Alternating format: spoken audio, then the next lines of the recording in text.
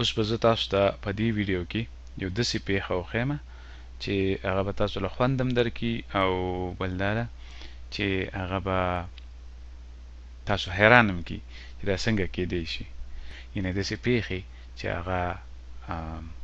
موږ څنګه ورته په پښتو کې وایو سړي عقل ورته وخوځېږي. نو دا ګاډی چې تاسو وینئ دا موټر غونته دا به اوس په دې سړک باندې ډېر په تیزۍ سره ځي او دا سړک بیا د یو پایپ په شکل کې په بره تللی دی. یو پایپ په دننه مخ راتاویږي او واپس مخې ته راکوزېږي. تاسو ګورئ چې څه کېږي. د هغې نه پس به د دې رڼا مونږ کوو د نیوټن د قانون په حساب باندې کم شرطونه دي چې پوره کېږي چې دا کار کېږي.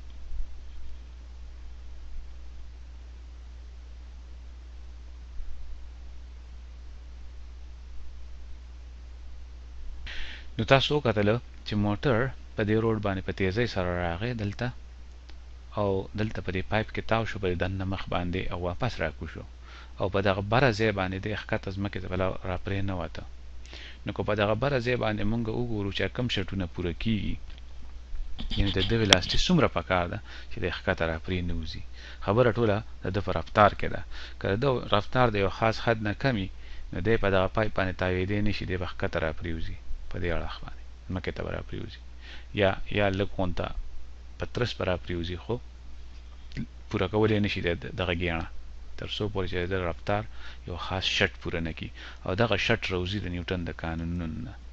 نو په دغه بره ځای باندې د پایپ په دغه بره حصه باندې کله چې په دغه دننه مخ د پایپ راتاویږي او په دغه بره ځای باندې د پایپ په دغه ځای باندې که زه یو ډاټ جوړ کړم چې دا زموږ د موټر ریپرزنټیشن دی، دا زموږ موټر دی، د نیوټن قانون د زورونو متعلق دی چې زور اکسلریشن پیدا کوي په یو اړخ کې ټول ټال زور. نو په دغه ځای باندې چې زه وګورم چې څومره زورونه په ده باندې لګېدلي دي. نو یو خو تاسو ته پته ده چې ګریویټي په ښکته باندې راکاږي. د هغې لپاره به زه د ګریویټي زور په ښکته باندې دا ام جي شو. بیا په ده باندې یو بل زور دی ځکه چې د ټیرونه د پیپ د مخ سره لګېدلي دي نو د باندې نارمل زور دی ځکه چې یو مخ په یو بل مخ باندې زور لګوي نیغ په نیغ، هغې ته موږ نارمل زور وایو یا اف نارمل، او هغه هم په ښکته باندې دیکه کوي، د پایپ مخ د په ښکته دیکه کوي. نو دواړه زورونه په یو اړخ کې دي. بل خیال وکړئ چې دې کې دغه دواړه زورونه چې کوم دي نو دا د دې ګیڼۍ منځ پلو دي، دا د ګیڼۍ منځ د دې پلو دي دواړه زورونه. ګریویټي هم په دې اړخ کې دی په ښکته باندې او نارمل زور هم په دې اړخ کې دی په ښکته باندې د ګیڼۍ منځ پلو. نو راځئ چې په دغه اړخ کې دا دواړه زورونه راجمع کړو. دواړه زورونه په یو اړخ کې دي نو راجمع کول یې اسان دي. اف ان او د ام جي جمع شوه، دواړه به راجمع کړو. یعنی که اف ان لس نیوټنه دی او ام جي زر نیوټنه دی نو لس د پاسه زر نیوټنه شو دا ټوټل، ځکه چې دواړه په یو اړخ کې دي نو جمع اسانه ده. دا به برابري د ماس ځله اکسلریشن په کوم اړخ کې هم په هغه اړخ کې په کوم اړخ کې چې ټول ټال زور دی. اوس ټول ټال زور د ګیڼۍ منځ پلو دی نو دا اکسلریشن ځانګړی شو. دا کوم اکسلریشن شو؟ دا سنټریپیټل اکسلریشن شو. یعنې په دغه وخت کې چې د کومه ویلاسټي ده د هغې طاقت دوه او د ګیڼۍ چې کوم کچه ده په هغې ویشلې، د ګیڼۍ کچه چې کوم ده ریډیس ایته آر وایي. اوس راځئ د نیوټن قانون موږ له دا اکویشن راکړه. د دې نه پس اوس زموږ خپل انټیوشن دی، زموږ د فزیکس حساب کتاب دی. د دې نه پس موږ خپل حساب کتاب شروع شي چې موږ دغه شرطونه د دې قانون نه راوباسو. قانون موږ ته لار سیده کړه چې دا خبره کېږي، د دې نه علاوه نور څه نه کېږي، بس همدا خبره ده. نو قانون موږ لار ته سیده کړو، اوس به موږ ته خپل حساب باندې کتاب برابرو. نو که زه دواړو غاړو له په آر کې ضرب ورکړم نو ما سره به دا شي آر ځله اف ان او د ام جي جمع، دا به برابر شي د ماس ځله د ویلاسټۍ طاقت دوه، او که دواړه غاړه د دې نه پس په ام باندې وویشم نو دا به شي آر ځله اف ان پلس ام جي او په ام باندې ویشلې نو دا به شي د ویلاسټۍ طاقت دوه. نو ویلاسټي موږ سره برابر شوه د آر په ام ویشلې ځله د نارمل زور او د هغې سره جمع که ام mg نو او د دې به سکویر روټ چې څه ته وایي یا دا به واخلو صحیح شو چې د ویلاسټي نه د سکویر ختم شي یا د طاقت دوه ختم شي نو د ویلاسټي دپاره موږ سره شرط راووتو چې ویلاسټي که د دې نه کمه وي نو دی به دغه دی به ښکته راغورځېږي دی د پایپ په دغه دننه مخ باندې د پایپ سره نشي تللی دا کم از کم څومره ویلاسټي پکار ده نو دی دام کیدی شي چې دی دغه بره د پایپ مخ ته ورسي او هلته دی ایله په شک باندې د ټیرونه د پایپ سره لګېدلي یعنی ایله په شک لګېدلي یا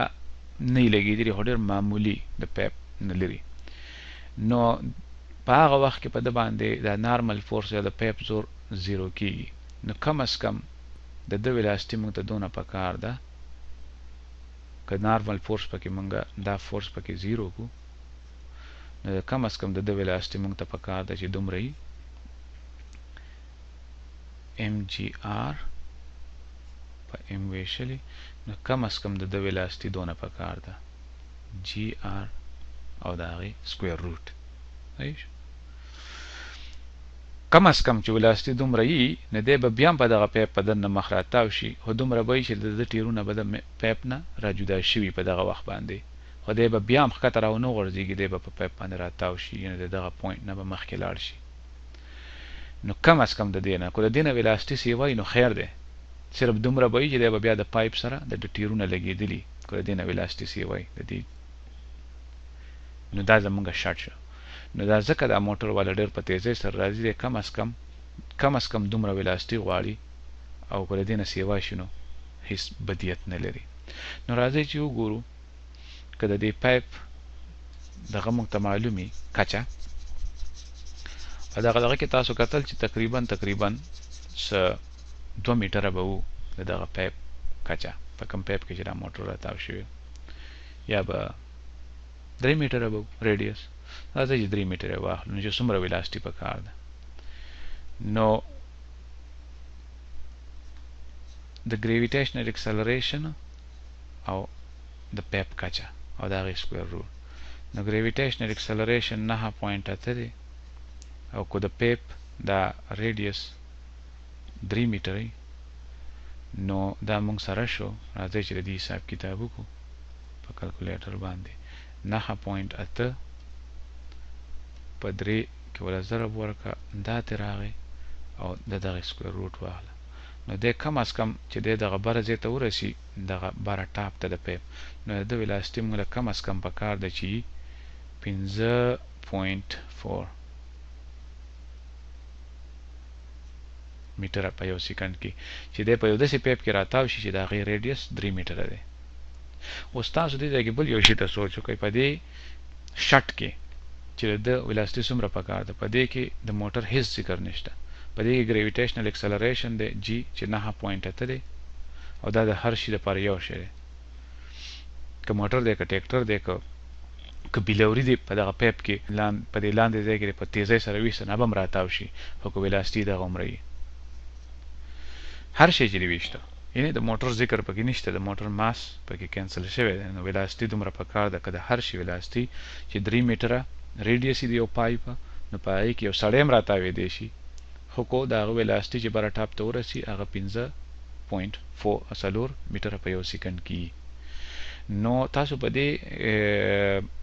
پیښه کې وکتله چې د نیوټن په قانون کې څومره زور دی د نیوټن قانون موږ ته لار برابر کړه او بیا د ویلاسټي دپاره شټ موږ د هغې نه پس په خپله باندې راویسته نو د دې وجې موږ وایو چې هره پیښه چې کوم د موږ په ګرچاپېر چل کې کېږي هغې رڼا د نیوټن د قانون په رڼا کې کېدی شي په دې باندې تاسو خپل هم سوچ وکئ او په دې باندې به نور بحث هم که وخت میلاو شو نو وکړو